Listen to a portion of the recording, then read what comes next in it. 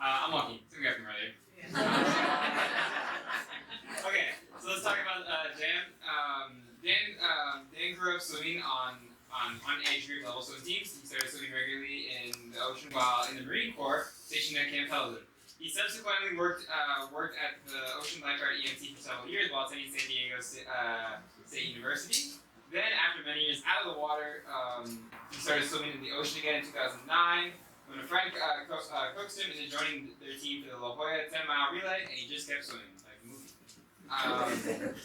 In 2010, Dan founded the Open Water Swim Academy as he had noticed a demand from people wanting to experience swimming in the pool, but not having enough confidence in the ocean, but also needing guidance.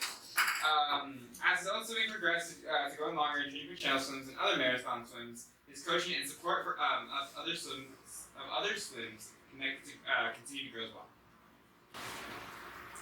He has since supported over 300 marathon swims in various roles, like coach, crew, chief, kayaker, support crew, official, and observer. Some of his swims include Scar twice, I know you're going to be telling them. English Channel, Catalina Channel twice, other various relays, and other pioneering solo swims among the other California Channel Islands and along the California coast and many other places such as Hawaii, San Francisco, Florida, New York, Mexico, Italy, and England.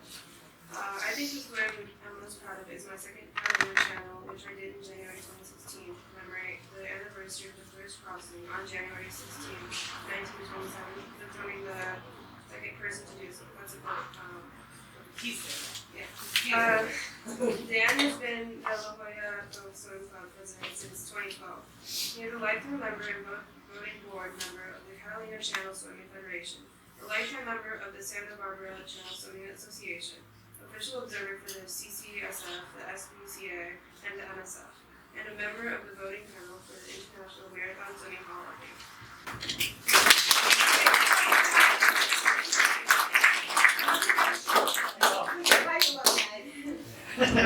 So you need to explain about what this abbreviation CCSF. We all know that. I mean, I know that, but I know that everyone. Hi everybody, I'm Dan Simonelli. Nice to see you. It's really nice to be here. I'm glad I came up from San Diego and really happy to be here and share stories. CCSF real quick, Catalina Channel Swimming Federation. Sanctioned swims around between Catalina and the mainland, as well as around Catalina, and then Santa Barbara Channel Swimming Association does the rest of the Channel Islands. So those are the two main sanctioning organizations here. So my story, actually, I wanted to add to, when I got back in the water in 2009, it was because of my two daughters, and they were both. The older one was 8 or 9 at the time, started junior lifeguards, and down in San Diego, they went through junior lifeguards for all their time and became interns and now San Diego lifeguards. And how that started for me, just the motivation of having young people really motivate me. I hadn't been in the water a long time, playing around and stuff, but not swimming. And I'd see the kids go off in their junior guards, and I'd watch them, and then I'd start running a little bit, between the towers and swim around the quarter-mile buoy, and that was a big deal. And just little by little, I got back into it, and it rekindled having been out of the water and swimming competitively before, and done triathlon before in my life. It just really got my juices flowing again, and it really was because of the youth coming and really bringing that back to life for me. And I feel like, if we can find something like that in our lives to really motivate us, find something that really has some kind of meaning, that gives you purpose, and that kind of can turn into some vocation. And for me, to jump forward a little bit, I was noticing at the cove, I was swimming at the cove mostly, and I noticed a lot of people coming to the cove wanting to swim, and some just being too scared, or pool swimmers just not being too nervous to go in the ocean. And it just was it was natural for me. I just was comfortable in the ocean, being a lifeguard, and just really started taking people out just for fun. and then in 2012, I started Open Water Swim Academy just for that purpose. I was just guiding people and taking people out. And then, as my swimming was starting to increase and go longer, I was kind of surrounded by some sorted marathon swimmers. So they started rubbing off on me. And so looking at the possibilities of what you could do in the water. And the two things really, came together for me in terms of just starting to help people and just enjoy what I was doing in the water and what I was realizing I was providing to other people. And just, we all have that connection here. And that's the really cool thing about being here in with this group is we all share that. We all share the excitement. We all share the fever to really want to have those experiences in water in whatever sport or whatever capacity. And I think if we can find that in ourselves to just always share that with other people and make, for me, it's grown. It's been a real pleasure and a trip to think about. I've gone and done, like Steve was saying, met so many people around the world. I have friends all around the world just because of our swimming circles. And it really has taken me subsequently in my work now, my business, all around the world. And it's been pretty surreal at times, and I pinch myself sometimes and really thinking, I didn't have an exact plan. I was just going and doing it. I was just going doing what I loved.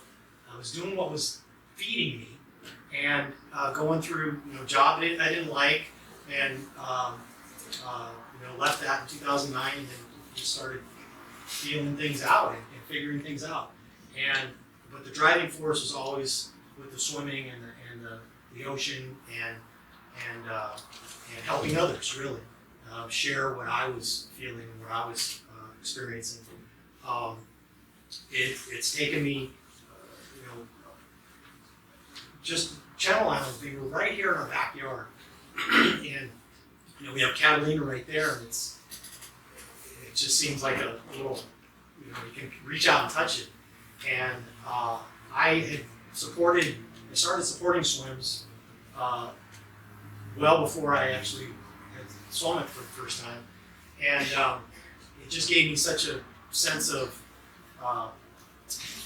excitement and adventure and supporting other people achieving their goals, and it just was rubbing off on me to want to reach out and reach for higher goals and bigger things.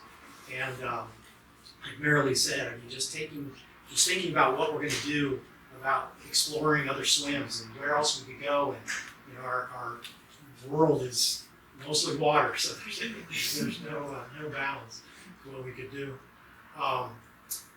And then along the way, one thing that's really been important for me, certainly having my daughters grow up in it and seeing both my daughters had done Catalina Channel relays when they were 14, when they first allowed to do it, the age limit, and so they loved that.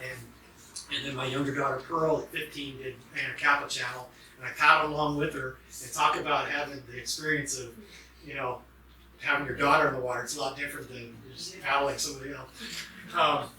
She didn't talk to me for about the first 6 hours.